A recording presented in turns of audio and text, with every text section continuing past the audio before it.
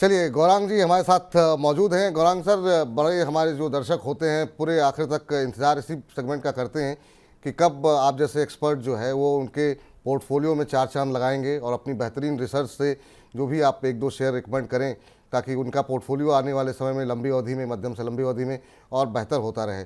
और ये नाम आपको कैसा लगा सर, चुन चुन के, क्योंकि बहुत चुन चुन के आप रिसर्च करके लाते हैं। और आपकी टिप्पणी सर, कौन से शेयर आप देना चाहेंगे आज हमारे दर्शकों को? चुन चुन के मेरे ख्याल से एक बहुत ही पर्याप्त नाम है, क्योंकि हम जैसे विशेषज्ञों को जो बुनियादी तर्क के आधार पर मेहनत करते हैं उनको काफी समय लगता है बिल्कुल। किसी भी कंपनी के ऊपर निर्णय लेने के लिए कि क्या खरीदारी करनी चाहिए या नहीं करनी चाहिए। तो वित्तीय क्षेत्र में आज इस प्रोग्राम में बहुत चर्चा की हमने, सरकारी बैंकों की, निजी क्षेत्र बैंकों की। तो निजी क्षेत्र की बैंक जैसे हम बता रहे थे, नतीजों के आधार पर काफी अच्छा लगता है हमें। आंकड़े बेहतर आएंगे, री रेटिंग होगी वगैरह वगैरह। तो दो दिग्गज बैंक है यहाँ पर, जो हमें पसंद आती है। हमने जिक्र भी किया, नाम भी लिया प्रोग्राम के दौरान। एक्सिस बैंक पर हमने खरीदारी की राय दी, आईसीआईसीआई बैंक पर हमने खरीदारी की राय दी। तो एक्सिस बैंक का जो मौजूदा स्तर है, और ये अभी फिर फिसला था कल मेरे ख्याल से 1000 के नीचे, फिर से 1000 के ऊपर गया है।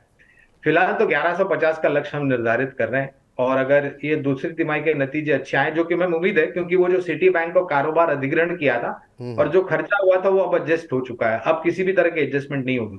तो दूसरी तिमाही के नतीजे और आने वाले भविष्य के नतीजे अच्छे आएंगे, तो 1150 का लक्ष्य है एक्सिस बैंक पर। दूसरी कंपनी है सीमेंट क्षेत्र की मझौली कंपनी रामको सीमेंट। सीमेंट की खपत ऊपर जाएगी, निर्माण कार्य जिस तरीके से होगा। मौजूदा स्तर मेरे ख्याल से करीबन 950-60 के आसपास होगा।